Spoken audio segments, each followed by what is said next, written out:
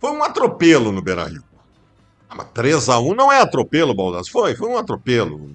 Cara, o Inter poderia ter feito 6-7-1, que não seria um absurdo. Então tá bem, cumpriu a sua obrigação. Mas então, Baldasso, foi tudo uma maravilha. Não, não, não, não, não. Lá vem o Baldasso reclamar. Sim, eu tenho coisas para falar positivas e eu tenho coisas para alertar de novo. Alertar de novo. Então nós vamos falar sobre tudo isso a partir de agora. E eu começo pelo começo. De novo, começamos o jogo desligados, tomando um gol do Juventude sem saber o que estava acontecendo. Rigorosamente igual ao que nós fizemos contra o Nacional. Contra o Nacional já foi um absurdo. Mas contra o Juventude é pior ainda, porque não aprendeu do jogo contra o Nacional. Gente, isso não pode acontecer. Isso não pode acontecer. Se isso acontece contra o Atlético Nacional na Colômbia, nós saímos perdendo de 4-0. Então eu quero começar, já que eu estou indo de ordem cronológica no jogo, alertar de novo que isso não pode acontecer. Acho que o Roger vai ser questionado sobre isso na coletiva. Isso não pode mais acontecer. Por que isso acontece? Por que isso acontece? Qual é o problema? De um bundamolismo, desatenção no começo do jogo? Não entendo por que isso acontece. Como aconteceu no jogo contra o Nacional, só que naquele jogo estava mais difícil, porque o Inter estava perdendo de 3-0. No jogo de hoje, quando o Internacional botou a bola no chão, acabou o jogo. Acabou o jogo. Isso vale pelo crescente de qualidade do Inter durante a partida, vale também pela fragilidade do Juventude. Essa Juventude aí vai brigar para não cair, tá? Time ruim. Ruim mesmo. E o Inter começou a sua condução do jogo com muitas coisas interessantes para a gente analisar. Hoje, nós não tivemos o Fernando.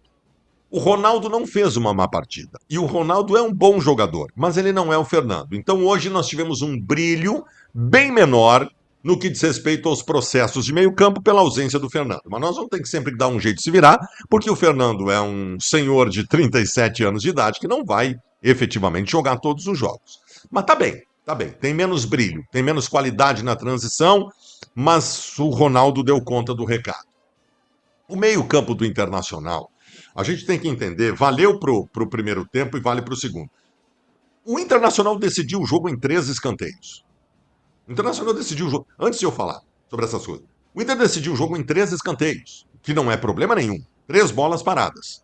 Não é problema nenhum, ao contrário, é mérito. Eu lembro de um tempo atrás aqui, que as pessoas me diziam, há quanto tempo faz que o Inter não faz um gol de escanteio? 3 gols de escanteio no mesmo jogo, com cabeceios do Vitor Gabriel e do Borré, bem colocados dentro da área, em 3 cruzamentos no Alan Patrick.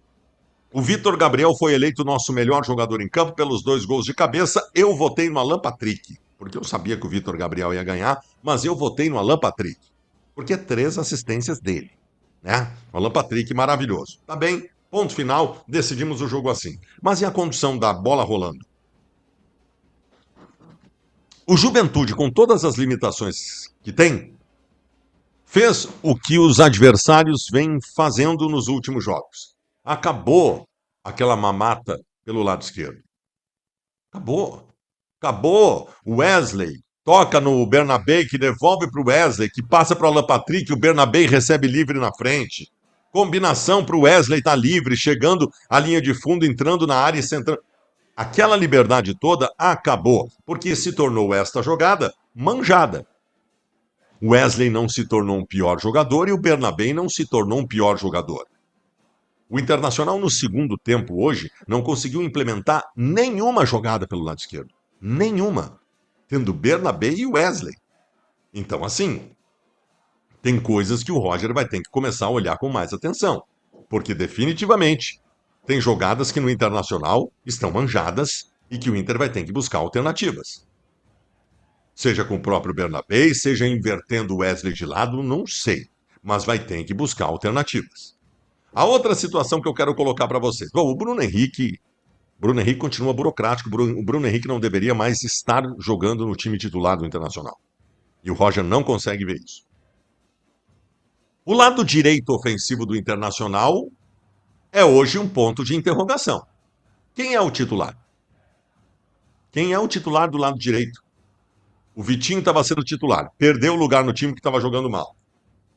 Entrou o Tabata, foi mal no jogo, entrou o Gabriel Carvalho. Gabriel Carvalho foi bem, no jogo seguinte não jogou nada, saiu, voltou o Tabata hoje fez uma partida ruim.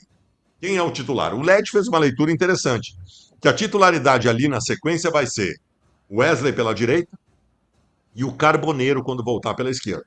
Tá bem, talvez seja. Talvez seja isso. Ah, vamos lá, nós temos que resolver esses lados do campo, que sempre foram nossas principais jogadas e vão ter que continuar sendo, porque o Inter ganha jogos por ali e a gente vai ter alternativas, porque os caras aprenderam a nos marcar. Vamos para a área? Vamos falar dos nossos centroavantes? O Ener Valencia não é que ele tenha sido mal abastecido. O Lédio acha isso, eu discordo do Lédio. O Ener Valencia está encontrando uma dificuldade extrema de se apresentar para o jogo. Ele fez algumas arrancadas no jogo de hoje e tal, mas o Ener Valencia, porque o Inter hoje jogou dentro da área do Juventude o jogo todo. O Inter jogou dentro da área do Juventude o jogo todo. O Valencia, qual é uma das principais características do grande centroavante? Ele busca o espaço vazio dentro da área. Busca o espaço vazio. Ele está num lugar para receber um rebote ou para receber um passe dentro da área que ninguém viu. O Valencia se esconde atrás da marcação. O Roger ficou muito bravo com ele hoje. O Roger bufava na beira do campo. Eu acho que o Valencia começou a perder um espaço importante. Que seria para o Borré. Borré entrou bem, fez um gol de cabeça e sentiu o adutor da coxa. E agora? E agora? Quem vai ser o centroavante do Internacional? Vão chamar o Ricardo Matias? Eu acho que não, porque está todo mundo puto com ele. Porque ele se acha o Ibrahimovic e não treina, não quer saber de nada com nada. Não sei o que vão fazer. Não sei o que o Inter vai fazer na sequência. Vai continuar o Valência, provavelmente. Né? Provavelmente vai continuar o Valência. Mas nós continuamos tendo esse problema para resolver. A gente hoje deu uma. Olha aí o Borré fez um gol e tal, mas aí se machucou. Pelo menos umas 3 semanas deve ficar de fora. O Inter talvez tenha recuperado confiança com esse resultado. Foi uma vitória convincente, não foi uma vitória com brilho, mas foi uma vitória que devolveu o Internacional numa briga mais acima da tabela e que talvez tenha devolvido confiança. Alguém falou um negócio no jogo que é legal. O Inter não vencia há 4 jogos, agora o Inter não perde a 3. O Inter não perde a 3 jogos. Então tá bom, a confiança retoma. Provavelmente a gente vai ganhar e ganhar bem do Maracanã, pela Copa do Brasil na terça-feira. E beleza, aí nós vamos para um jogo contra o Corinthians, fora de casa no final de semana. Nós temos que ir pontuando no Brasileiro para chegar e depois nós vamos ter um. Eu tô com muito medo da Libertadores na América. Tô com muito medo. Esse empate contra o Nacional em casa nos colocou numa situação de muito risco. Então o Inter que se prepare, que chegue com confiança lá e que não perca o jogo lá na Colômbia.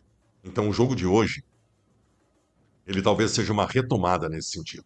De confiança, de melhor atuação. Repito, ela não foi exuberante, mas o Internacional foi melhor. Foi melhor. Passou por cima do Juventude, poderia ter sido muito mais que o 3-1, fez a sua obrigação e jogou bem. Jogou bem. Então tá bem. Então vamos embora. Vamos dar a nossa sequência. Já estava um burburinho, um zum em relação a desempenho e resultados do Internacional, com uma desconfiança do torcedor. Acho que agora isso arrefece um pouco e o Inter volta pro trilho. O trem voltou pro trilho.